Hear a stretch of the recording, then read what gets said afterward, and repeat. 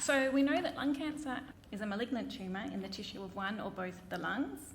It's the fifth most common cancer in Australia, with the risk of diagnosis by age 85 being 1 in 16, or about 6%. Over 10,000 new cases of lung cancer were diagnosed in 2011, which represents about 9% of all cancer diagnoses. And lung cancer is also the leading cause of cancer deaths, so it accounts for about 19% of all deaths from cancer. The 5-year survival rate is low, about 14%, and we also know that lung cancer is much more common in men, representing about 61% of cases. So a number of carcinogens have been associated with lung cancer, most well known obviously being tobacco smoke, including passive smoking, but other factors include air pollution, asbestos, diesel engine exhaust, ionising radiation, metals like arsenic, chromium, nickel, as well as silica. And interesting to note, most of these carcinogens can be encountered occupationally. So we conducted a recent study, the Australian Work Exposure Study, or AWRS, which looked at the current prevalence of exposure to 13 occupational lung carcinogens among Australian workers. So these carcinogens included substances like acid mist, asbestos, metals, diesel engine exhaust, environmental tobacco smoke, and silica.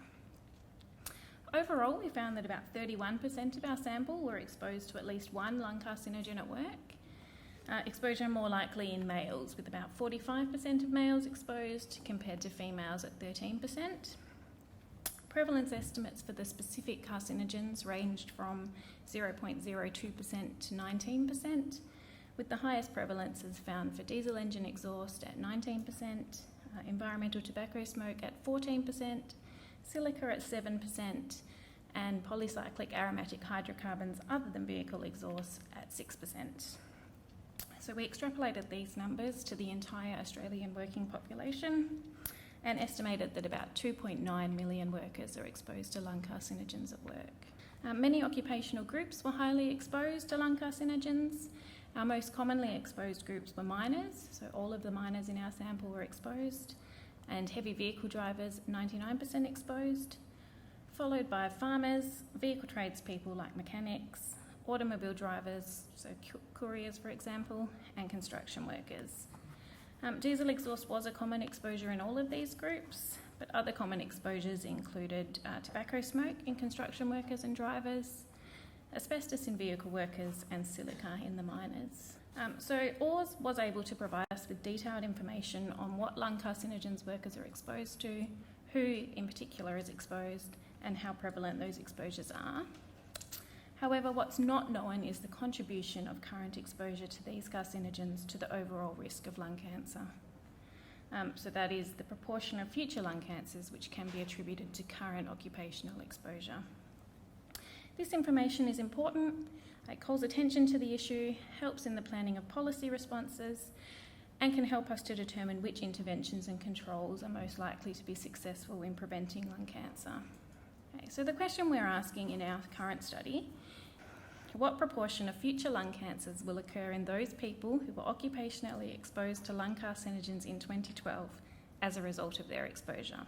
So we have from AWRS an estimate of the proportion of the working age population who were exposed in 2012, and we then want to look forward to see what proportion of lung cancers occurring in the future might occur in those people as a result of their exposure. So to illustrate this, we have a cohort of Australians who are of working age, so aged 18 to 65, in 2012. We know that a proportion of these were exposed to at least one of 13 occupational lung carcinogens in that year.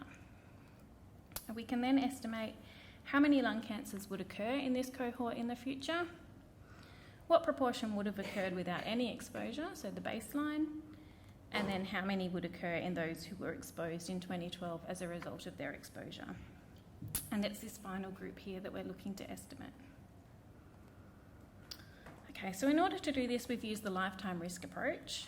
This is a novel approach used to estimate the proportion of disease cases occurring in the future which are due to exposure to agents in the proportion of the population exposed in a target year. So in our case, we're estimating the proportion of lung cancers occurring in the future which will occur in those who were exposed in 2012. So we look at all of the future cancers there in green and estimate how many of those might be expected to occur in the proportion of the population who were exposed in 2012. This approach requires 4 inputs. Firstly, we need an estimate of the proportion of the population who were exposed currently, which we can obtain from ORS. We need a relative risk estimate for each exposure, so an estimate of the relationship between exposure and lung cancer risk. We've obtained a relative risk estimate for each of our 13 carcinogens from the literature, using work conducted in the UK, which John referred to earlier, as a starting point.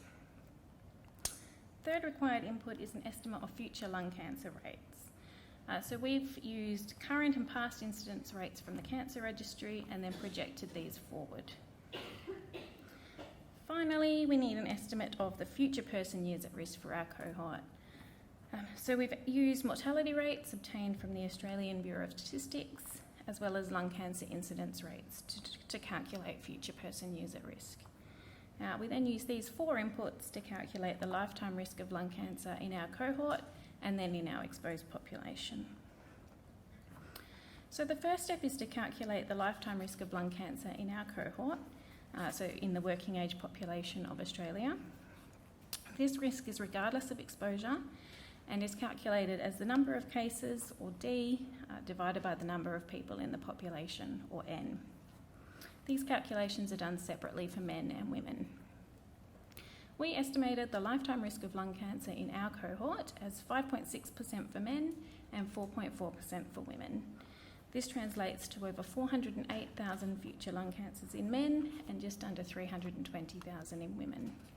So the next step is to calculate the excess lifetime risk for each exposure. So this is the excess risk of lung cancer in the exposed which results from exposure, and again is calculated separately for each exposure.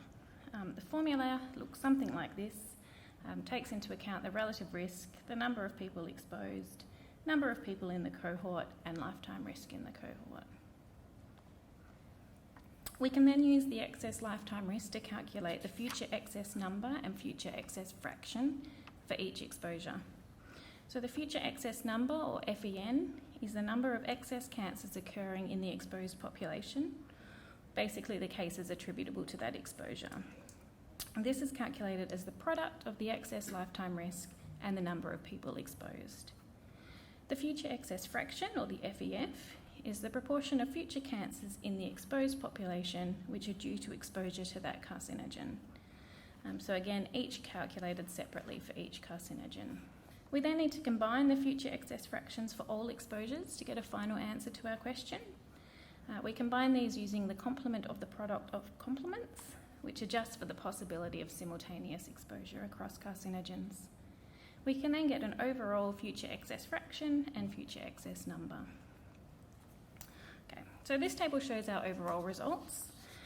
As I mentioned before, we can see that our cohort would be expected to get around 728,000 cancers over their lifetime, 408,000 in men and around 320,000 in women.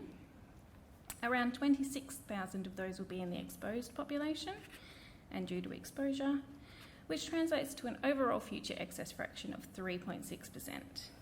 So you can see that these numbers are much higher in males than in females, as we would expect based on our exposure results, where males were more likely to be exposed than females.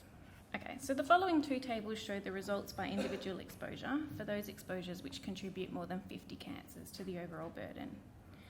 First of all, the future excess number, or the number of cancer registrations attributable to each carcinogen. So as we can see here, silica contributes the most to the overall burden, with just under 5,800 cancers, followed by nickel and diesel engine exhaust. It's also worth noting here that environmental tobacco smoke is still contributing over 3,800 registrations, despite legislation which bans smoking in workplaces. Again, as we can see, in all cases, numbers higher in males. So this table shows the future excess fraction, and we can see here the same pattern. Silica is the largest contributor, followed by nickel and diesel engine exhaust.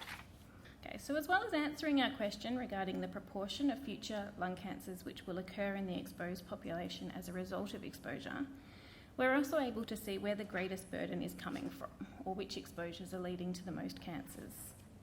So from the table we've just seen, looking at the future excess numbers, we can see that the majority of cancer registrations overall are occurring among those exposed to silica and nickel, each with over 5,000 exposures. So if we wanted to focus on a single carcinogen to reduce future risk, reducing exposure to either of those is likely to have the most impact on future lung cancer cases. However, if we were interested in reducing cases among females in particular, we would be better focusing our efforts on environmental tobacco smoke, which is by far the largest contributor among women. We can also potentially do similar analyses by occupation and industry, looking at what occupational groups or industries are more likely to contribute the most cancer registrations.